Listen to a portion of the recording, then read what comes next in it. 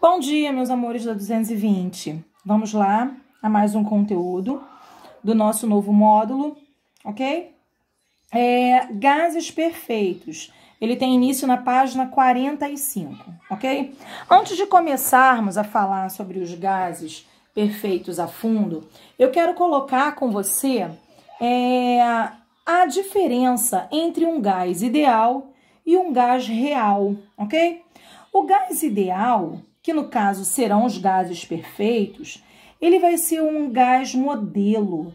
E esse gás modelo, ele na realidade, ele não existe. O que a gente trabalha na prática é o gás real. Só que esse gás real, ele existe uma interação entre as moléculas. E a gente vai considerar que não haja essa interação entre as moléculas. Por isso que o gás que a gente vai estudar, a gente chama de um gás ideal, mas é um modelo, né? É um modelo no qual nós gostaríamos que acontecesse para que a gente consiga trabalhar.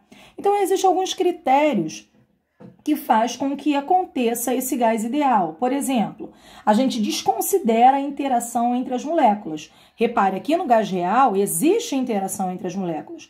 Então, um dos principais fatores para que o gás seja ideal, ou melhor, a característica principal é essa.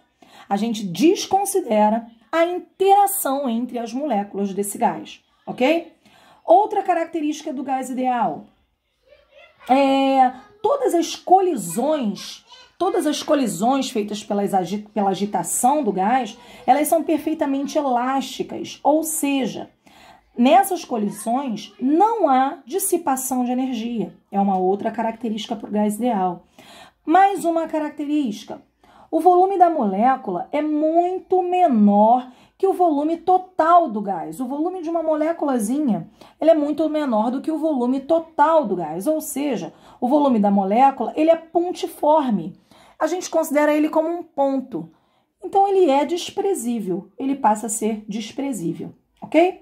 Então, veja bem, para que um gás real chegue o mais próximo possível desse gás ideal, ele precisa estar em baixa densidade. É um fator também muito importante, ok? Ora, a gente sabe que densidade é massa sobre volume, ok? Então, ele tem que ter pouca massa naquele volume. Para isso, ele tem baixa densidade, por isso ele tem baixa densidade, ok? Então, repetindo, ele tem que ter pouca massa naquele volume que ele ocupa. Então, como densidade é massa sobre volume, se ele tem pouca massa no volume que ele ocupa, ele tem baixa densidade. Beleza? Agora, uma outra característica importante também, que isso que eu vou falar agora, se eu não me engano, é até a resposta de uma das questões que eu vou pedir para você fazer lá na sua apostila, se eu não me engano, é a última questão, a número 9, se eu não me engano. O comportamento de um gás real, ele se aproxima de um gás ideal quando ele é submetido a baixa temperatura, a baixa pressão lá embaixo, e a alta temperatura, ok? Então, ele vai ter que ter baixa densidade, baixa pressão e alta temperatura. Aí são características para que o gás seja ideal, ok? Então, eu coloquei aqui, ó, gás ideal e gás real. Em cima disso que eu falei, voltem o vídeo e façam anotações das quais vocês acham que sejam importantes em relação à diferença do gás ideal para o gás real. Muitas coisas que eu falei aqui são questões que caem em vestibular, que caem em provas, beleza? Então, olha só. Aí nós vamos ter as variáveis de estado, ok? As variáveis de estado são grandezas físicas, que nos ajudam a caracterizar o estado de um gás. Aí na apostila de vocês está dizendo que são 3, mas a gente considera que sejam 4. Na apostila de vocês não colocou o número de mols, mas a gente considera que essas variáveis sejam volume, pressão, temperatura e número de mols, ok? A gente vai trabalhar relacionando essas variáveis de estado à equação geral dos gases ideais e a forma de aplicação nessas transformações que a gente chama de transformação iso. O que é isso, professora? As transformações isobáricas, isotérmicas e isovolumétricas, ok? A gente vai falar um pouquinho sobre cada uma daqui a pouco. Então, voltando aqui nas variáveis de estado. Então, das variáveis de estado, essa apostila coloca 3, que são volume, pressão e temperatura, e eu tô colocando aqui mais uma, que é o número de mols.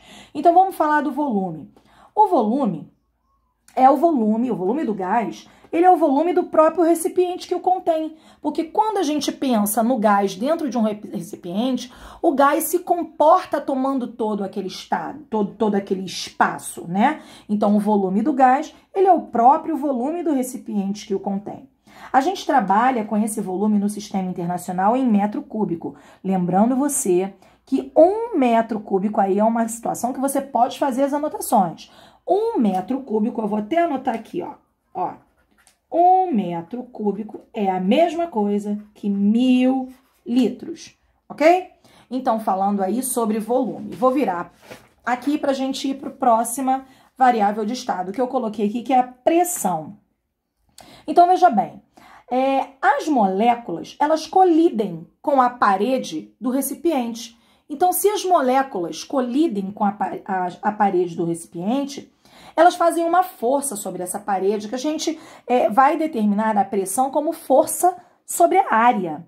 Então, força sobre a área, em relação à unidade do sistema internacional, olha, já que a pressão é a força sobre a área, a unidade de força no sistema internacional é Newton.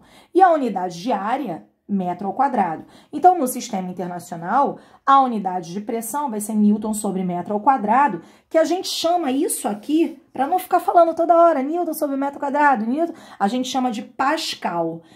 Olha só, queridos, muita gente fala Pascal. Pelo amor de Deus, não é Pascal. O nome é Pascal, ok? O nome da unidade, Newton por metro ao quadrado, é Pascal. Ah, professora, mas é a única unidade de pressão que tem? Porque eu estou acostumado a ver a pressão sendo chamada de ATM. ATM, atmosfera. Sim, a gente usa também ATM, só que a ATM não é no sistema internacional, tá bom? Então, você pode até fazer essa observação, que um ATM é a mesma coisa que 1 vezes 10 à quinta Pascal, ok? Então, vamos falar agora, só que não é sistema internacional, tá bom? Sistema internacional na pressão é Pascal, a unidade é Pascal. A temperatura. Na temperatura, vamos lá. A temperatura, ela é associada ao grau de agitação das moléculas, das partículas, né? Que o contém. Então, a gente tem aqui, ó, o sistema internacional Kelvin. Sistema Internacional da Temperatura como Kelvin. Agora, eu quero deixar muito bem claro isso para você. Jamais, trabalhando com esse tema, você vai poder usar a temperatura em graus Celsius. Jamais. Se a questão te der a temperatura em graus Celsius, você vai jogar ela para Kelvin. Como é que passa de Celsius para Kelvin? Lembrando lá enquanto nós tínhamos ainda as aulas presenciais. De Celsius para Kelvin, a gente só soma 273 a essa temperatura, ok? A gente já vai ter a temperatura em Kelvin. Então, aí é uma pegadinha em relação à temperatura, que existem muitas questões. A questão te dá a temperatura em graus Celsius e você não pode trabalhar com ela em graus Celsius de forma alguma. Tem que passar para Kelvin, ok?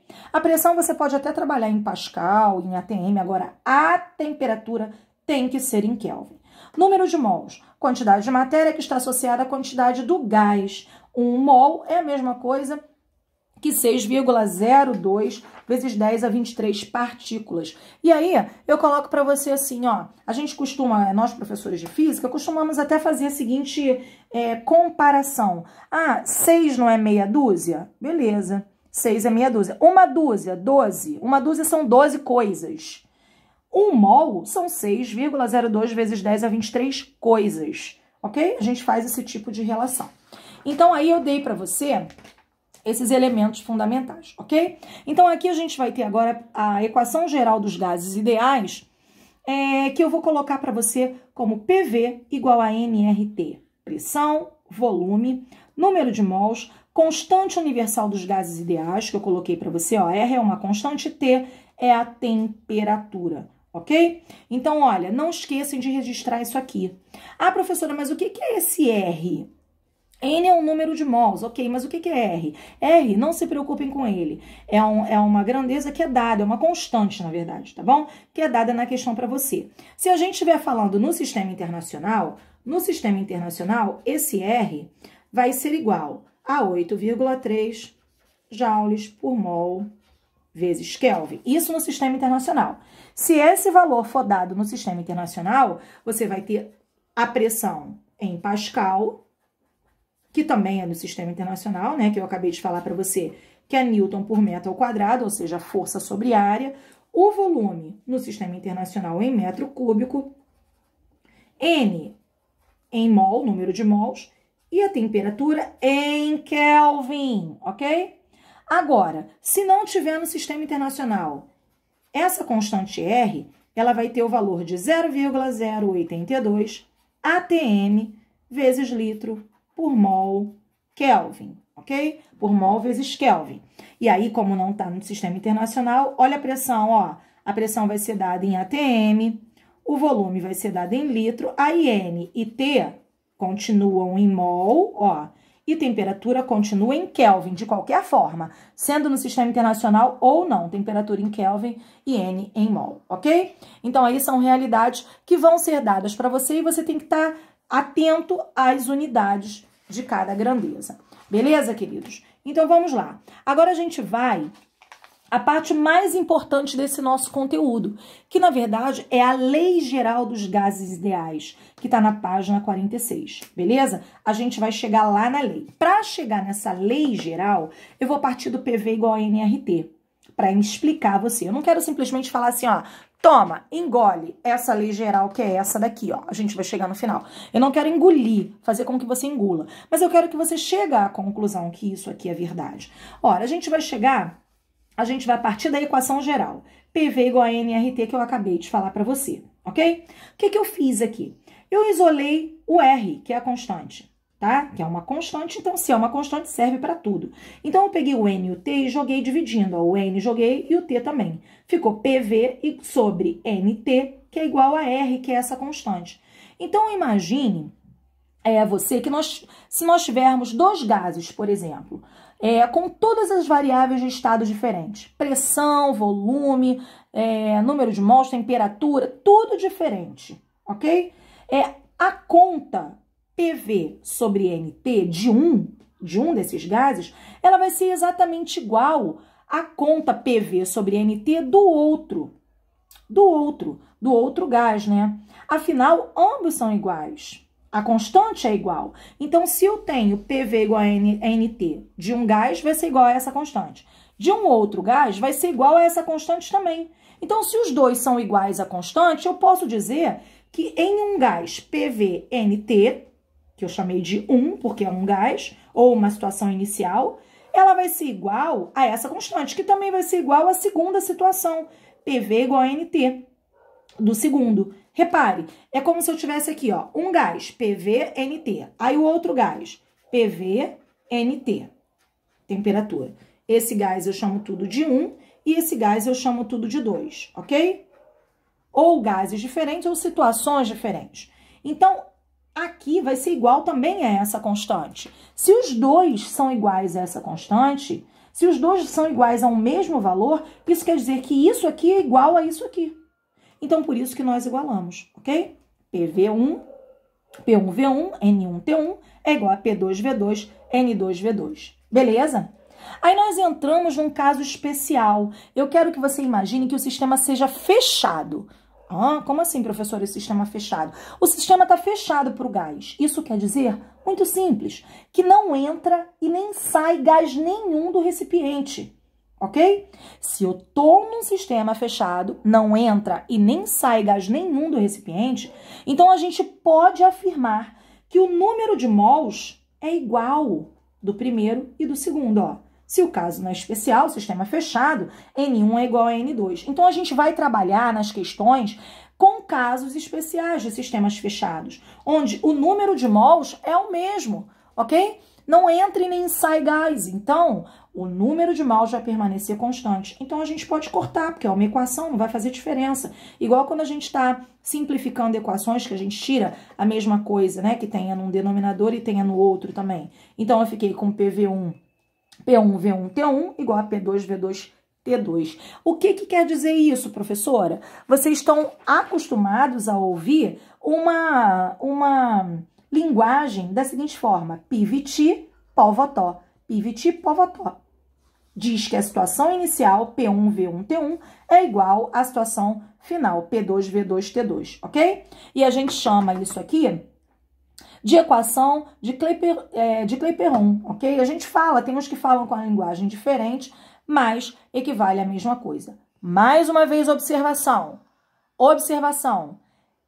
Temperatura tem que estar em Kelvin, ok? A pressão pode estar em Pascal ou ATM, o volume pode estar em litro ou metro cúbico, mas a temperatura tem que estar em Kelvin. Então, a gente chegou aqui na nossa Lei Geral dos Gases Ideais, beleza? Que tá aí no livro de vocês, ela foi fornecida para vocês, mas eu expliquei por que a gente chegou nela. Eu vou continuar no próximo vídeo porque esse já tá bem longo, ok?